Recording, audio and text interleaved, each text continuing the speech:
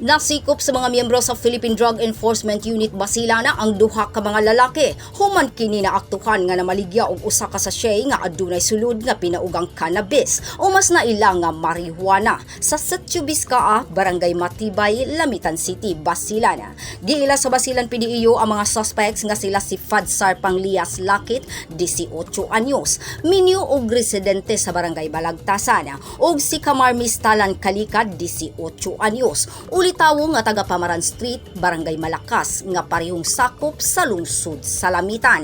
Matud ni Police Executive Master Sergeant Zapatil Sidik, nagpahigayon sila og aid by bust human makapalit ang ilang kauban nga nagpakaron ingnog pusher buyer sa duha ka suspects ug usa ka pakete sa gituho ang marijuana nga mobalor og 500 pesos. Hinungdan nga gisugdan dayon nila ang operasyon. Sa pagrikisa sa giabangan nga lawak sa mga suspect, nakuha ang dugang ebidensya nga usa ka colored nga plastic bag nga adunay sulod nga 12 by 8 transparent plastic nga adunay mga binugkos nga pinaugang cannabis o marijuana nga motimbang og 300 grams o mobalor og 10,000 pesos ug ang 500 peso bill nga gigamit isip by bust money sa mga operatiba. Gibutyag usab sa duha ka suspitsado kung diin ug kang kinsa nila gikuha ang maong butang ug andam kuno sila nga makigtambayayong sa kapulisan para masikop ang uban pa nga tigpamaligya ug sama niining butanga.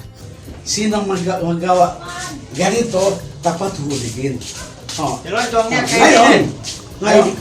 Ngayon, kayo ang sumira sa aming layunin. Ang layon namin, magdadagplis na kami. Di maymayan og ipasabot usab pag-ayo ni Matibay Barangay Kapitan Sukarno Mangkabong sa duha ka suspek. Kung unsa kadako ang ikadaot sa ilang kinabuhi, ingon man sa komunidad ang paghimo sa susama niining illegal nga trabaho.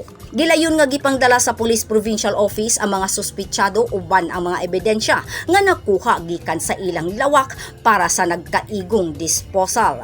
Samtang giandam na sa Police Provincial Office ang pagpasaka og kasong kalapasan sa Section 5 ug 11, Article 2 sa Republic Act 9165 o Comprehensive Dangerous Drugs Act of 2002 batok sa duha ka mga suspect. Grace Alcunaba, Newsline Philippines, Basilan Province. Stay safe.